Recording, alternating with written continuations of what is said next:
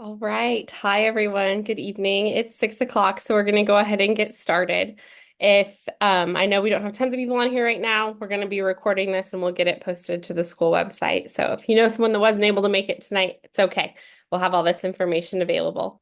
I am Jana Beery. I'm one of your students' counselors. Hopefully by now you're starting to recognize Mrs. Barr and I. It's been really fun getting to take a class all the way through from freshmen to seniors. So that's been a new experience for us. Mrs. Barr, do you want to introduce yourself? Yeah, I'm Rochelle Barr, and I too have been really enjoyed getting to know our class, and it'll be fun to work with them as seniors too. I don't think Mr. Holloway is on tonight, but he is still our administrator for our class and will continue to be next year as well. So just a few things, I guess I kind of already said this. We will be recording tonight. So if you talk to anyone that says, oh, I forgot about it or missed it, we will get it up on the website so they can come back and see it. Or if you need to reference something, it'll be there. If you have questions, we're going to ask that we keep questions to general things that would be applicable to everyone. And we'll wait and do that at the very end. If you have a specific question about your student, it's probably easiest to either call Mrs. Barr or myself sometime this week or shoot us an email, and we will get back to you. We're going to cover a lot of information. Some of it you've already heard and we've been repeating over and over again. But again, if you have questions or are confused on something, please don't hesitate to reach out and ask us. Just a few important dates. February 5th, so last week, your students received their official enrollment form. It was yellow this year. It's big yellow paper with a bunch of boxes on it. They were given instructions and advisory on how to complete that. They have this week to kind of get it finished and get teacher signatures. And we also wanted them to get your signature so that you had a chance to kind of look at it and see what they were I'm thinking kind of about late. in I'm for on next 11th year. grade. And then this week in advisory on the 12th, we will be collecting those yellow forms and they will be putting their classes into Zello. So tonight we're going to review graduation requirements, kind of talk about the credit checks that we did with your students, the enrollment forms, talk about some things that are kind of unique to senior year, additional courses that we'd like them to consider and think about. And we'll also touch on some testing that we have coming up, as well as there's a few junior scholarships. So again, you've seen this slide, I think, every year now, but our graduation requirements for this class of 2026 have not changed. They need 4 credits of English, 3 credits of science. One of those needs to be biology. One of them needed to be a physical science. They need 3 credits of math, 3 credits of social studies, which includes world history, US history, a semester of government, and then a semester elective of something else. 1 fine arts credit, 2 PE credits, and then enough electives to total 24 credits. The qualified admissions, so as students start thinking about applying for colleges next year and what all the classes they're taking and what all they need, some things to kind of keep in mind is that the 6 state universities in Kansas, being Emporia State, Fort Hays State, K-State, Pittsburgh State, KU, and Wichita State, all have slightly different kind of requirements for their qualified admissions, but they're all listed right here, as you can see. If students don't meet these requirements, they should still apply if they would like to go to one of these schools, and then those applications will be reviewed individually. But this is for like the qualified admissions, the requirements that they have to automatically be admitted. We will talk a little bit about that Kansas Scholars curriculum again. It's recommended that they follow this curriculum and take that extra year of math and science and things, but it's not required. But again, to prepare for that rigorous level of college courses, it's a good idea to have exposure to some of those classes. So then was that, sorry, Mrs. Barr. Oh, that's okay. So the Kansas Scholars Curriculum is it kind of closely mirrors sometimes what students will find is required for out of state schools as well, and it is when students complete this curriculum, we will submit a roster to the state next year, and then they will receive a certificate for being a curriculum completer. If they have a certain grade point, then they are also recognized as Kansas scholars, state of Kansas scholars. And that does put them in the running for a very specific small number of scholarships through the state of Kansas. There's a lot to explore there, and we'll go into more depth in the upcoming months with students. But the curriculum involves one additional unit of math. Students who had 8th grade Algebra 1, they can count that toward the 4 years, but we really encourage students to take at least one semester of math if they are headed on to university setting. And so they'll likely be taking another semester of math as seniors. They also have to have 2 units of world language, and then their 3 units of science specifically have to be biology, chemistry, and physics. So one thing that we have been doing with juniors this year, and we started it last year, is they all have been evaluating their transcripts by semester and kind of tracking their progress so that they understand how many credits they have to have. And we think they've done a really good job with it. They seem to really know when they come in to see us what it is that they still have to complete. And one thing that we will be doing for all students early next fall is there is a ability to print a document that looks like what you see on the screen. It's called an academic progress plan, and it breaks it down by the core categories as well as electives and indicates classes that they've successfully completed as well as which ones are in progress. And we will make sure that all students understand exactly what they need to be able to graduate. And Dr. Berry and I this summer will spend a lot of time making sure that students are in the proper courses so that they have met their graduation requirements by the time they graduate in May. Should have mentioned, if you want a copy of that academic progress plan, let us know. We're happy to email one to you. Just email us or call us and let us know. By the end of this year, students who have been successful and taken 7 classes each semester will have 21 credits. Plus, we have awarded 0.125 credits, which we think makes things a bit messy, if we're being honest. But eventually, because we started that advisory grading in grade 10, they will have the opportunity to earn at least a half credit for advisory, and that would just count as elective credit. So if we're thinking about what's a good number that our juniors should be at by the end of this year, we would like them to be at 17, because that means then that if they enrolled in a full schedule as seniors and earned 7 credits, they would earn the required 24. We have been meeting with and talking with students if your student is a bit behind that, to make a plan, but we encourage you to look at that with your student as well, because it likely means there might be some summer school, which we'll be getting notification out about that, as well as students taking one of their hours being online credit recovery through the Edgenuity. So this is just an example of the form that they will be turning in on Wednesday or sometime this week if we end up having a weather day. And they are pretty adept at filling this out because it's the same form we've used every year. But there are a few nuances with the senior year that we will talk about. The main thing is if they want to be a December grad, which we'll talk about a bit, they would just write December grad in that whole second semester column there on the right. And same thing for if they want to have a couple of hours for senior release. If they are on track with credits and they have earned what they need, they can leave the building at the end of the day or start at 1 hour late in that semester too. And so we have talked with your student about how to fill that out if that is something that they're planning to do.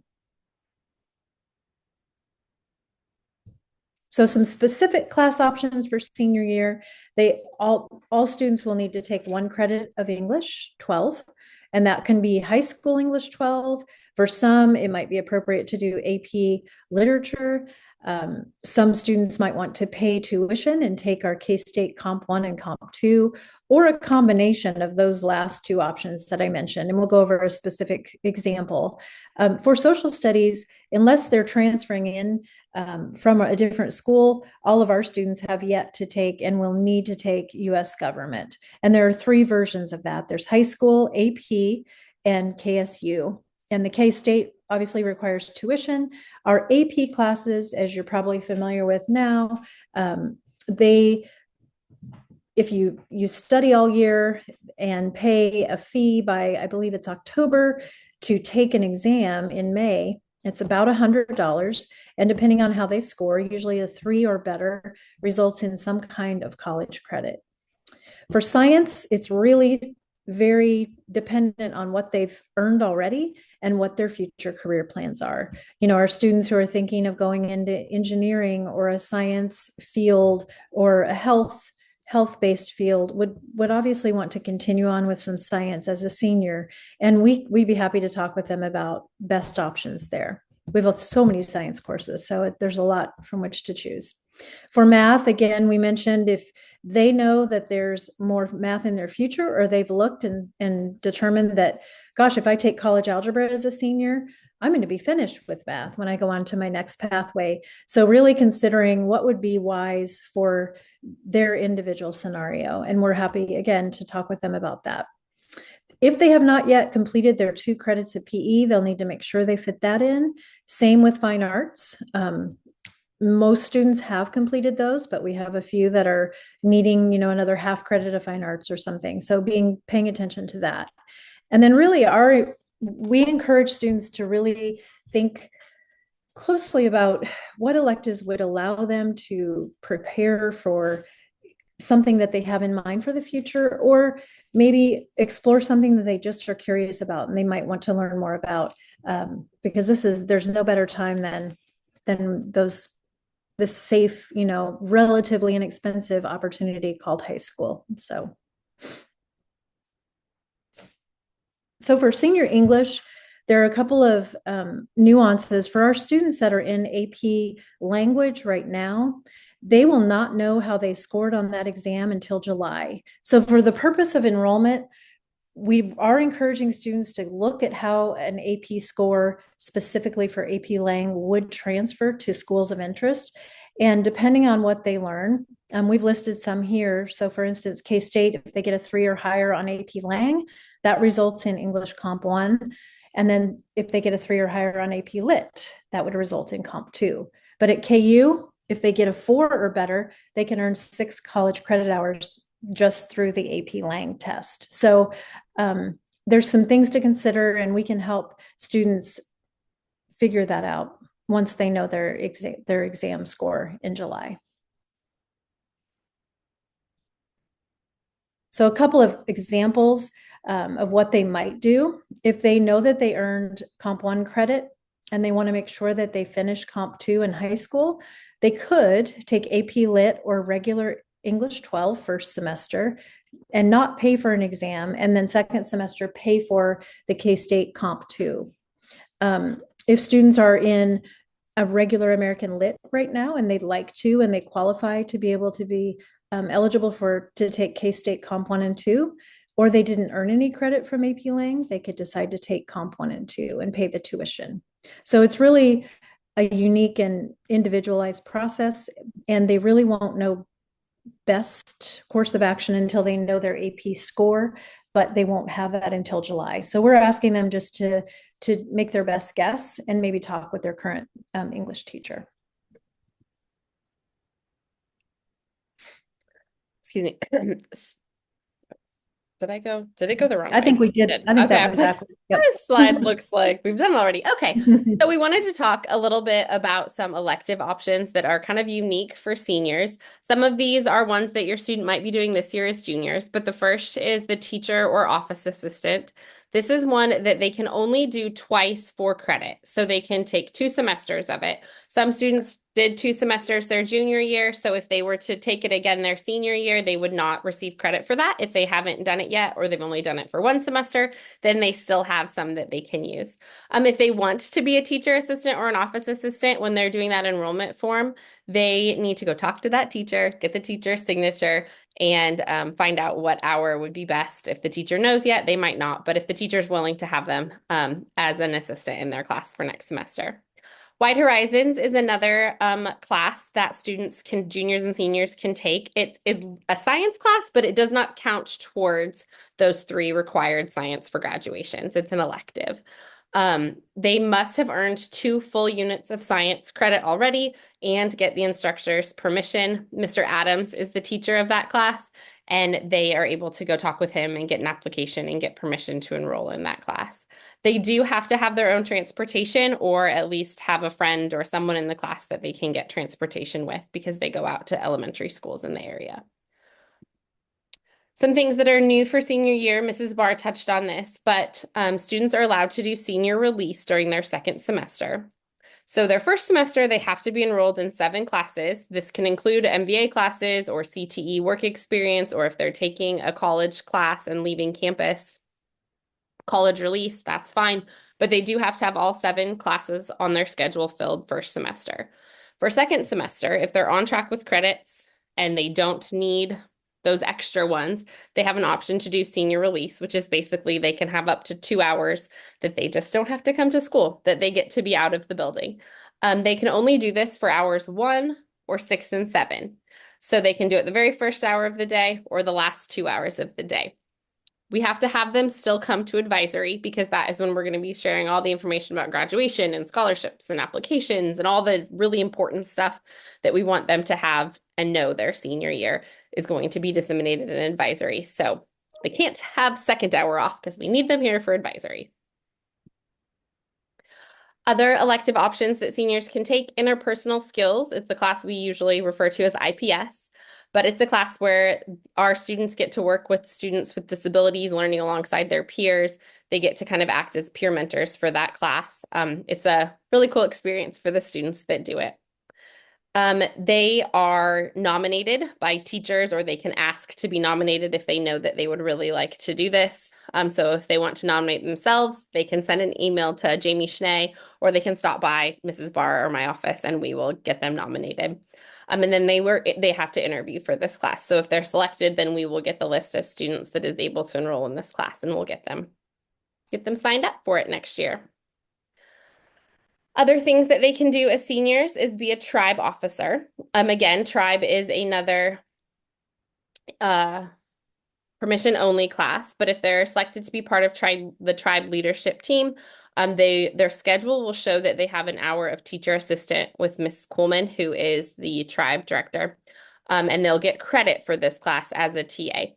There was an informational meeting last week during flex time. If they missed that meeting or still have questions for Miss Coleman, they're welcome to send her a pass, stop by her classroom and talk with her. There will be applications that come out before spring break, and then again, we'll be notified of who is selected for the class, and we will get them enrolled in it. It's a fun class. They do things like coordinate the pep rallies and help with homecoming and themes and posters for football games and just various projects that happen around the school. University level research mentorship is another class that our seniors can take. It is kind of a research methods class that blends things with Manhattan High School and Kansas State University so that students have an opportunity to kind of pursue some academic things at the higher ed level. They're partnered with a mentor and work with them, have the opportunity to get involved with research and publication and things like that. They should talk to Miss Olgerson if they are interested in that class. There's the QR code right there. There are some prerequisites. They have to be in AP Stats or the K-State Stats class or have taken that previously. They have to be a senior, have to have 18 credits completed, and then they need instructor permission. CTE work-based experience is another class that Mrs. Barr referred to. If students have taken our CTE pathways, such as agriculture, construction, welding, all of that stuff there, they may be eligible for the work-based experience class. They can do this for hours 6 and 7, first semester, second semester, or both semesters. But basically, this class is a chance where they get to go out in the community and work either as volunteer or can actually be holding a job and receive a paycheck. But they work in their field of CTE that they've been studying in. In order to take this class, they have to apply again and meet with Chris Holborn, who is our CTE coordinator. They need to be students that have good attendance. They must be able to drive or arrange transportation. If your student has any questions about this or is interested, they can stop by our offices and we can give them the application and share more information.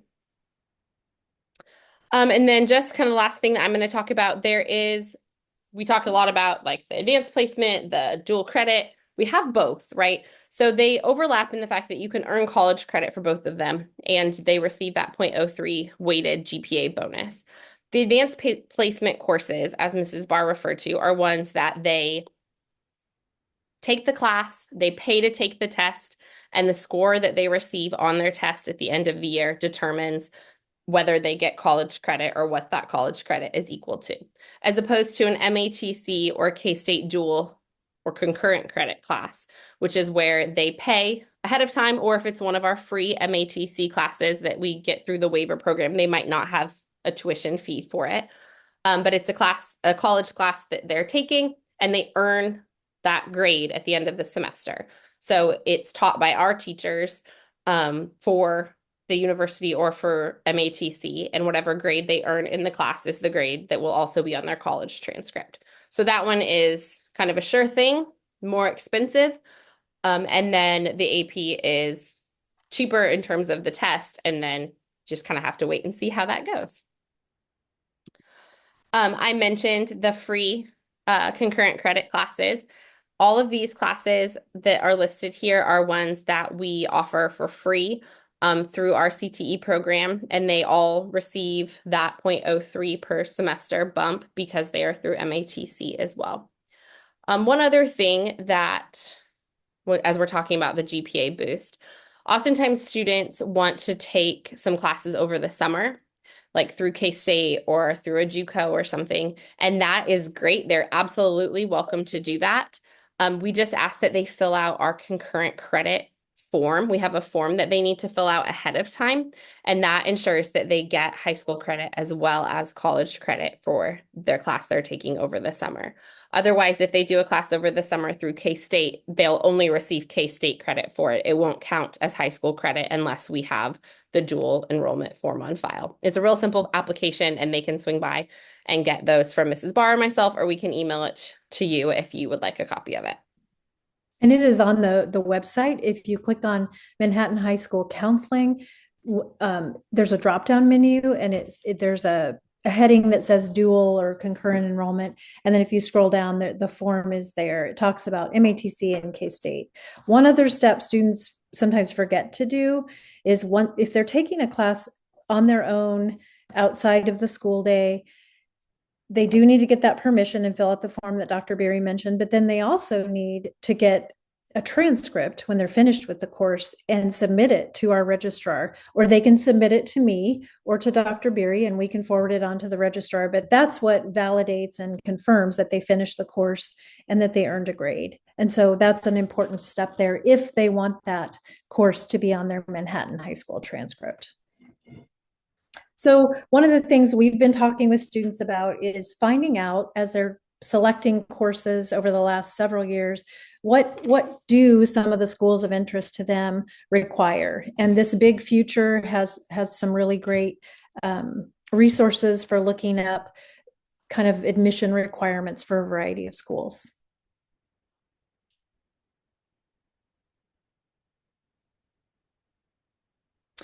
We also showed them how to find degree plans. We looked at some on the technical college website. We looked at one on, I think, Washburn's website, and then K-State's, because those degree plans really line out for students. What is it that I'm going to have to take if I pursue this degree? And we highlighted, they could see oftentimes that they can complete several of those courses, like public speaking or psychology or expository, the Comp 1 and Comp 2, college algebra. So they can see that, if I'm struggling to come up with something I want to take, maybe I'll get started on some of those as a senior or before.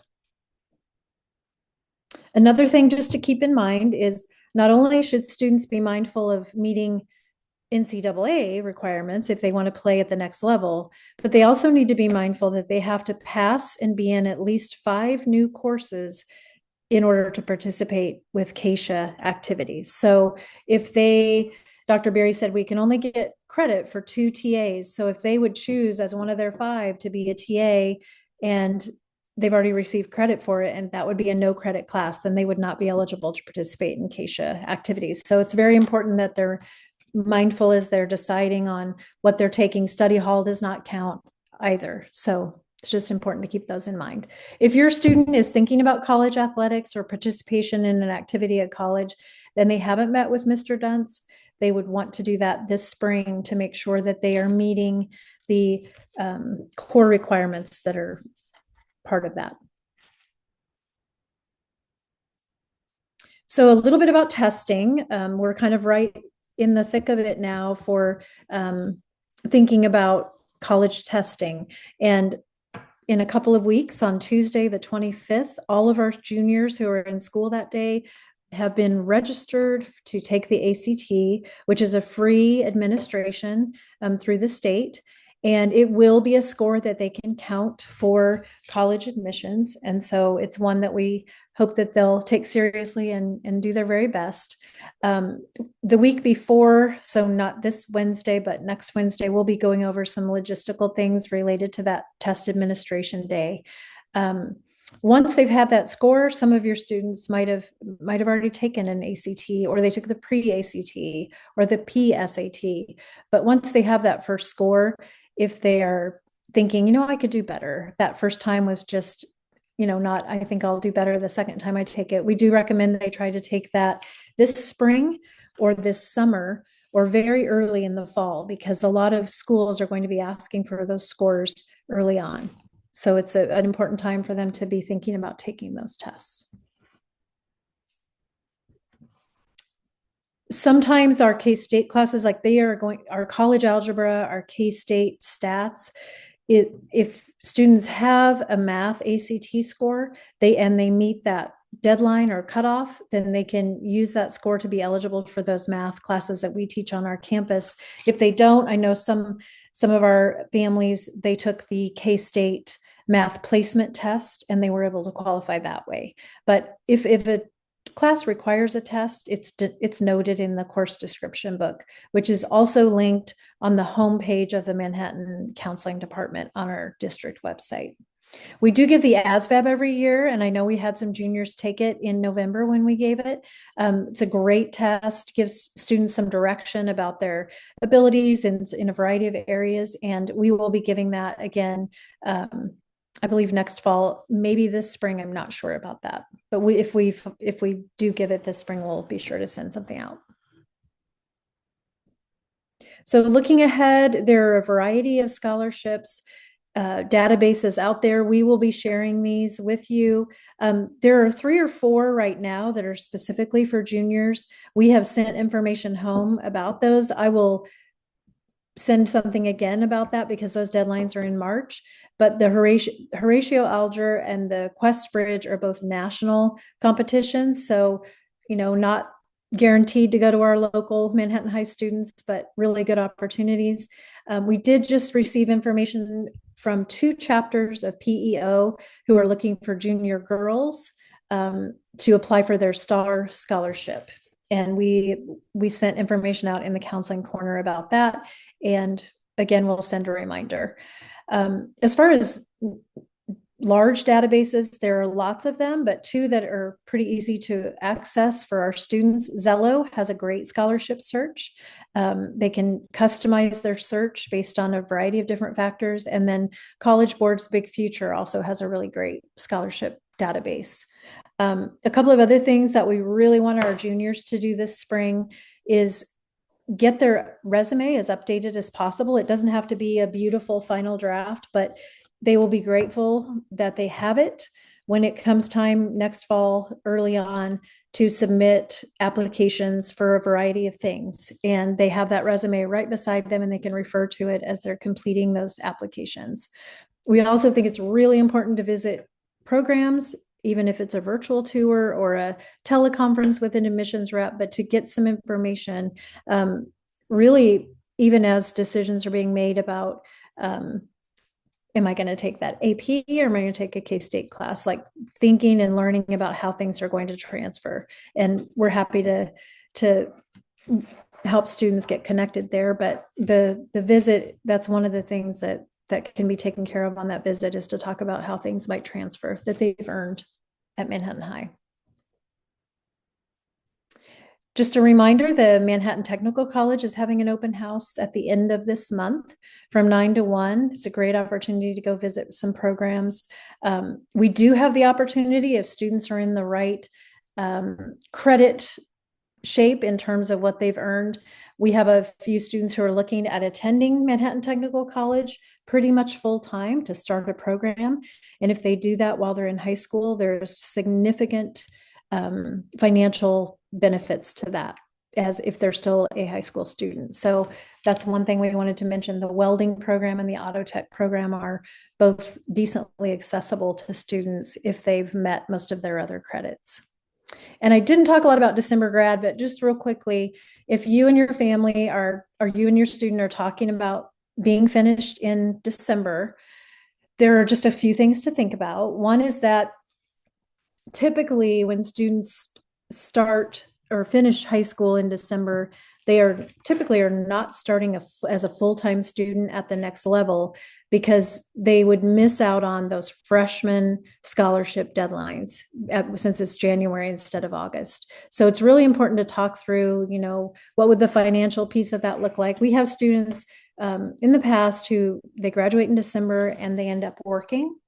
They might take a couple of classes just to get started on or continue on with their learning, but it's certainly something that we want to make sure that you and your student have carefully considered. And if they decide to graduate in December, we went through and I sent home a worksheet that explained how to enroll if they want to be a December grad. That was through Parent Square, but we'll make sure that they have to take 2 hours in their first semester. 2 of those would be English, and then they would have also government, and then be able to pick 4 electives. And they can still walk at graduation if they're a December grad, and they also can still go to prom. Those are always seem to be the 2 big questions that we've been getting asked. Yeah. But they also have to keep we will create a special group to email home and communicate with if you're a December grad, but lots of important things that happen in that spring semester in terms of scholarship reminders and application reminders and graduation deadlines that we would put the responsibility on those December grads to stay up to date on that. So I think that's what we have to share, and wanted to open it up for any questions. You can put those in the chat, or like Dr. Berry said, if you have very specific questions, we would love to reach out via phone call or an email as well. But if there are any general questions, we'd be happy to answer those tonight.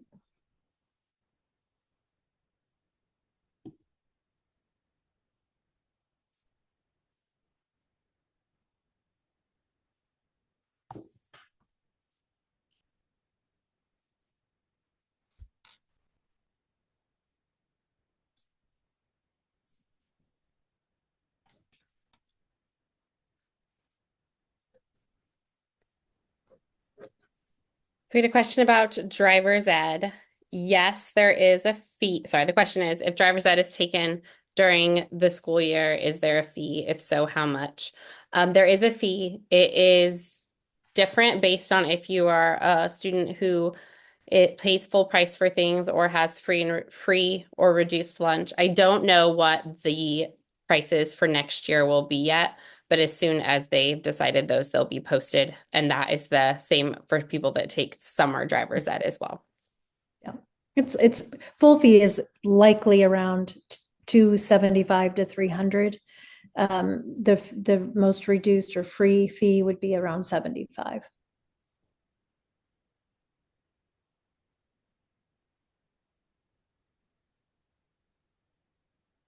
I have not known that to happen.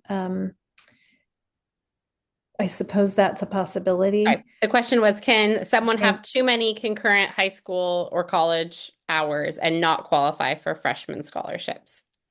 So their graduation date is on their transcript. So even if they're applying to schools with a whole bunch of transfer college credits, their transcript will still show their high school graduation date.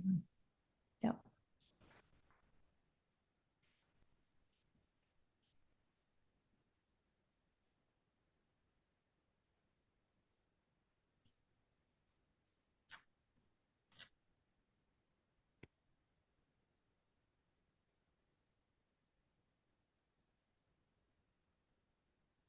Is driver's ed going to be offered in the fall and the spring? Yes, we'll offer numerous sections in the fall, the spring, and as well as the summer. Mhm. And summer driver's ed information, I think usually comes out, I want to say, is it before spring break? It's right around that spring break time, and the summer driver's ed fills up like within hours, it seems like. So be watching. There's a summer programs tab on our district website, and I would imagine that will get sent out as a overall bulletin to all families. What is the minimum number of credits to stay enrolled in senior spring? I believe the I think answer it's is five.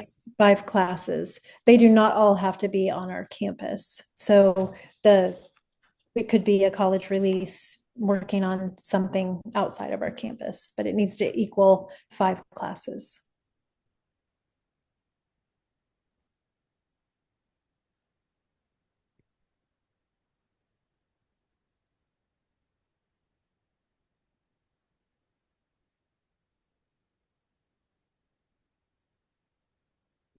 Fall is 7.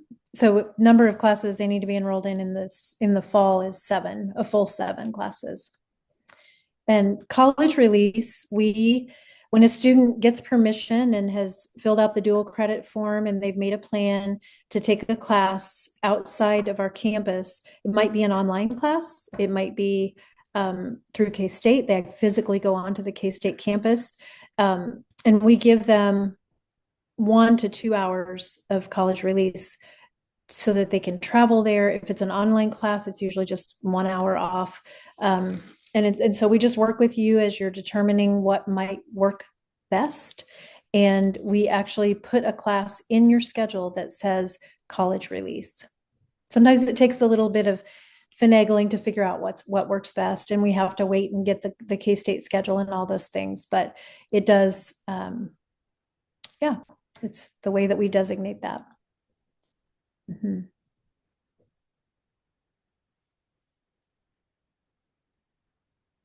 So the question is, how does college release work as in regards to credits for courses that are 4 credits or more? 4 credit hours, I assume. Mm-hmm. Same. I mean, we just figure out what works in the student's schedule. If a college course is more than 3 credit hours, then the GPA bonus is 0.06. So 4 and 5 credit hour courses, they get 3 credit hours is equal to 1 semester long course right. for us. Mm-hmm.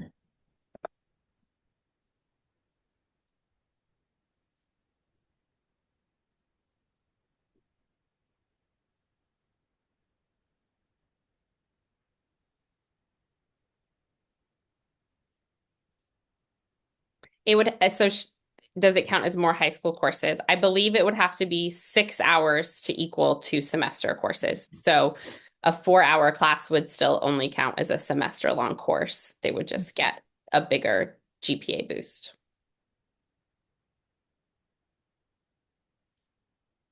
Sorry, and I now realize how quiet it is in here. My 16-year-old beagle was sleeping under my desk snoring, and I'm sure people could hear that. I didn't realize how loud it was until he walked away. So if you heard the heavy breathing, it wasn't me.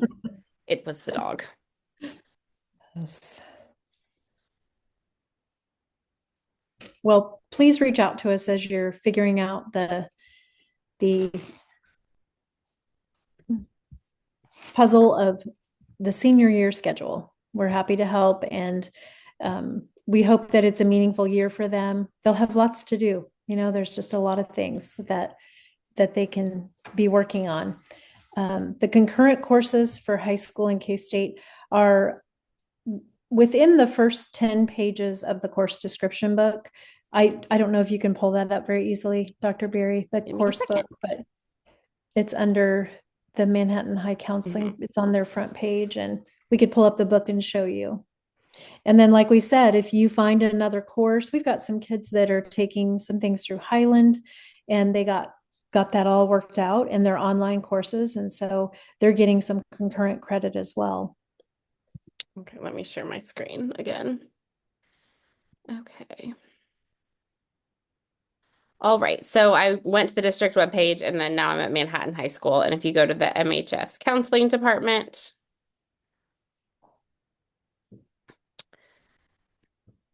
the dual and that's the form. So we were talking about that form earlier, that dual and concurrent credit form. Mm.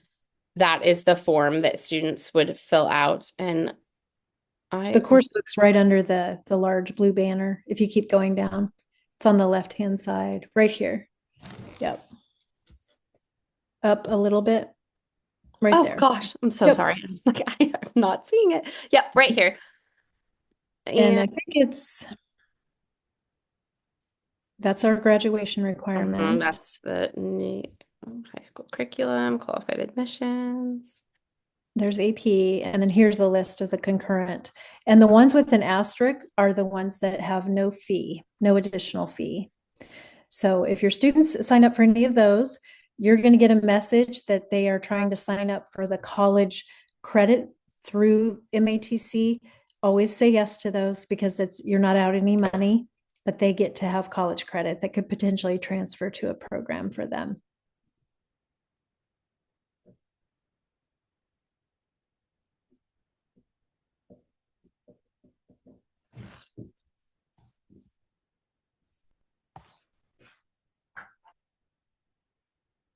And we encourage you to spend time on that course book.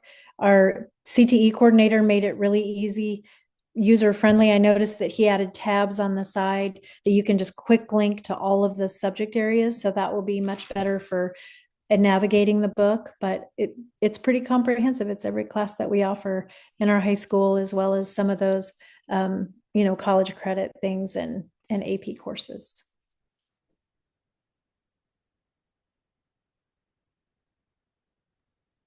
Okay, well, thank you guys so much for joining us tonight. We're really excited to continue working with you and your students. Please reach out if you have any questions, and we will get this video posted if you know of people that just really wanted to listen to Mrs. Barr and myself tonight and couldn't. All Thank right. you. Thank you.